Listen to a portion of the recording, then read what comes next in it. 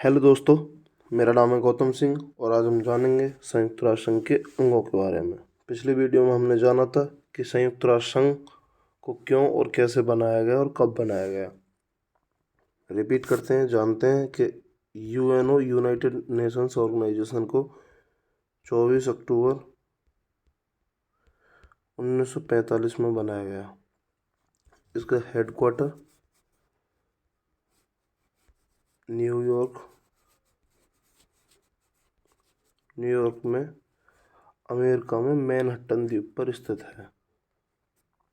संयुक्त राष्ट्र संघ के 6 अंग हैं, जिसमें पहला महासभा, सुरक्षा परिषद, आर्थिक एवं सामाजिक परिषद, सचिवालय, प्रन्यास परिषद और अंतर्राष्ट्रीय न्यायालय। जानेंगे पहले अंग के बारे में। बहुत ही महत्वपूर्ण अंग महासभा, जनरल असेंबली। इसे विश्व की लघु संसद भी कहा जाता है।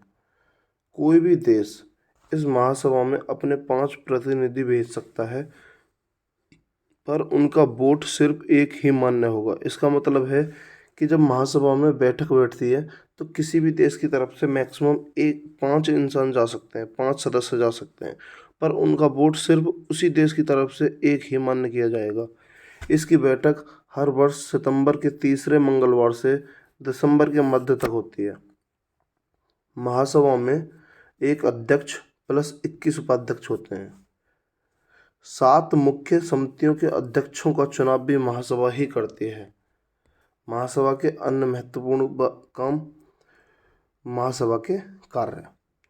बजट हर दूसरे वर्ष महासचिव द्वारा ही पेश किया जाता है। कहाँ? महासभा के अंदर। यूएन में नए सदस्य शामिल करना भी महासभा का ही कार्य होता है। महासचिव की नियुक्ति को सुरक्षा परिषद की सिफारिश पर महासभा द्वारा ही नियुक्त किया जाता है। महासचिव को सुरक्षा परिषद की सिफारिश पर महासभा द्वारा ही नियुक्त किया जाता है। अगला और सबसे महत्वपूर्ण टॉपिक, सुरक्षा परिषद, सिक्योरिटी काउंसिल। इसी के द्वारा वीटो पावर दी जाती है। इसे दुनिया का पुलिस मैन भी कहा जाता है। इसमें कुल 15 सदस्य होते हैं, जो 2 भागों में बटे होते हैं, इधर 10 और 5 के शेप में। 10 स्थायी अस्थायी अध्यक्ष, इनका चुनाव महासभा करती है 2/3 बहुमत द्वारा। और 5 स्थायी सदस्य कौन कौन से हैं? अमेरिका, रूस, चीन, फ्रांस और ब्रिटेन। इन्हीं को वीटो पावर कहा जाता है। कोई भी सकारात्मक निर्णय के लिए 15 सदस्यों में से 9 सदस्यों की सिक्योरिटी होनी जरूरी है, जिसमें 5 स्थायी सदस्यों की पूर्ण सहमति चाहिए। मतलब कि अगर किसी भी फैसले पर सुरक्षा परिषद अगर फैसला लेती है, किसी भी फैसले पर अगर न्याय करना चाहती है, किसी भी फैसले पर अगर मत रखना चाहती है, तो उसमें से 5 की 5 वीटो पावर की पूर्ण सहमति होनी जरूरी है। तथा ये जो 10 अस्थायी सदस्य हैं, इनमें से कोई भी मिनिमम से मिनिमम 4 अगर सदस्यों ने हस्ताक्षर किए तो किसी भी फैसले को वेरीफाई किया जा सकता है। कोई भी सकारात्मक निर्णय लेने के लिए 15 में से 9 सदस्यों की सिक्योरिटी होनी जरूरी है। अच्छा, भारत 8वीं बार अस्थायी सदस्य कब बना? 1 जनवरी 2021 से 31 दिसंबर 2022 तक। अब तक सर्वाधिक बार 11 बार अस्थायी सदस्य जापान को चुना जा चुका है। किसको? जापान। अभी तक यूएन में सिक्योरिटी काउंसिल, सुरक्षा परिषद में सबसे ज़्यादा बार अस्थायी अध्यक्ष के रूप में, अस्थायी सदस्य के रूप में चुना है जापान को, 11 बार।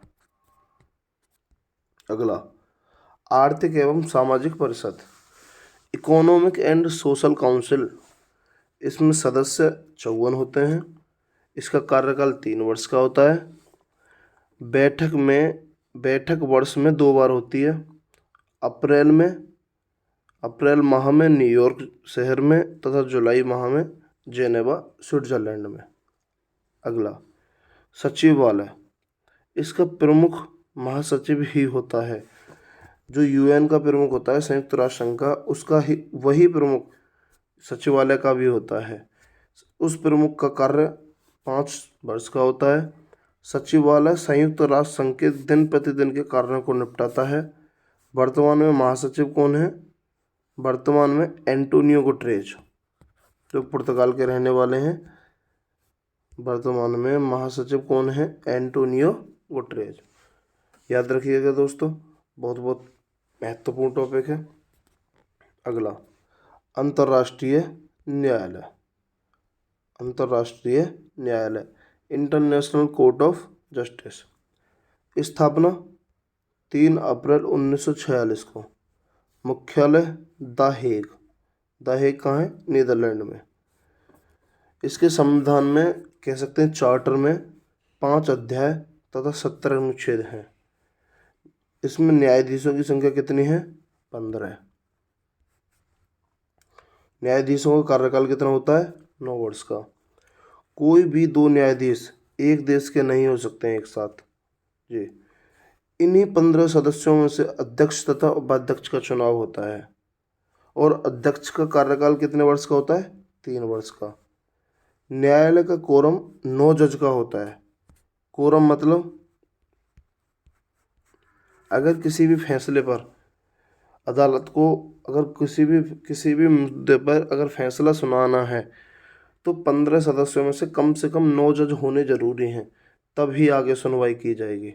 इसे कोरम कहा जाता है। अगला, न्यायालय में पहले भारतीय मुख्य न्यायाधीश कौन थे? न्यायालय में पहले भारतीय मुख्य न्यायाधीश डॉक्टर नगेंद्र सिंह थे। न्यायालय में पहले भारतीय न्यायाधीश कौन बने? रामाराव। वर्तमान में भारत की तरफ से कौन है? दलवीर भंडारी। न्यायाधीशों का चुनाव महासभा ही करती है।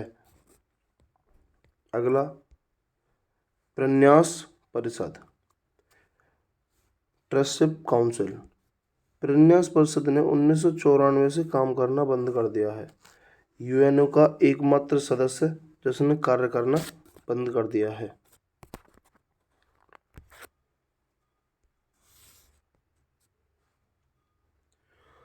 आइए देखते हैं इनसे जुड़े हुए कुछ महत्वपूर्ण क्वेश्चंस। क्वेश्चन नंबर 1, अंतर्राष्ट्रीय न्यायालय को छोड़कर संयुक्त राष्ट्र संघ के सभी अंगों का मुख्यालय कहाँ है?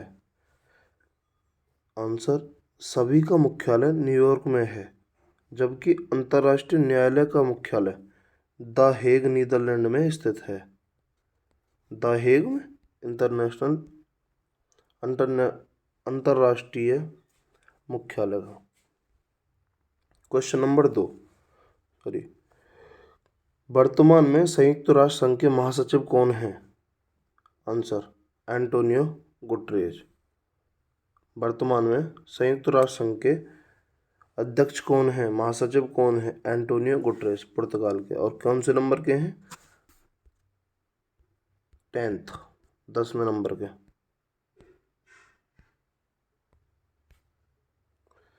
क्वेश्चन नंबर 3, अंतर्राष्ट्रीय न्यायालय में पहले भारतीय मुख्य न्यायाधीश कौन थे? Doctor Nagendra Singh. Question number 4, पहले अफ्रीकन महासचिव कौन थे? संयुक्त राष्ट्र संघ के पहले महासचिव कौन थे अफ्रीकन? बुतरस घानी, मिस्र के। क्वेश्चन नंबर 5, विश्व की लघु संसद किसे कहा जाता है? आंसर, महासभा को। क्वेश्चन नंबर 6, अंतर्राष्ट्रीय न्यायालय के मुख्य न्यायाधीश का कार्यकाल कितने वर्ष का होता है? अंतर्राष्ट्रीय न्यायालय के मुख्य न्यायाधीश का कार्यकाल कितने वर्ष का होता है? 3 वर्ष का।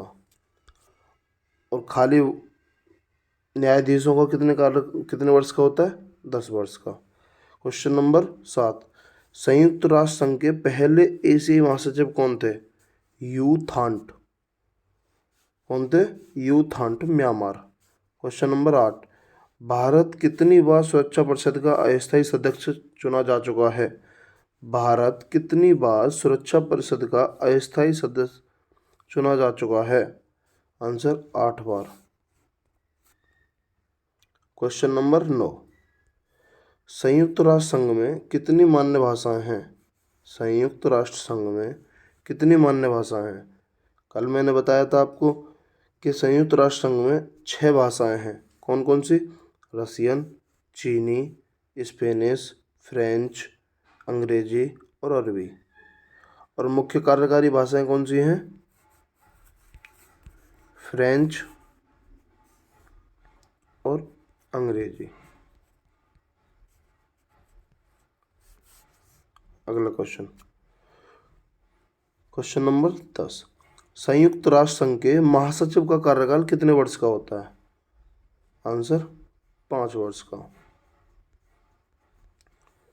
दोस्तों बहुत ही महत्वपूर्ण टॉपिक है, बहुत सारे इम्पोर्टेंट क्वेश्चंस हैं, प्लीज़ इन्हें ध्यान से देखिएगा और ज़्यादा से ज़्यादा पढ़ने की कोशिश कीजिएगा। Please support me channel, my channel subscribe. जय हिंद, जय भारत।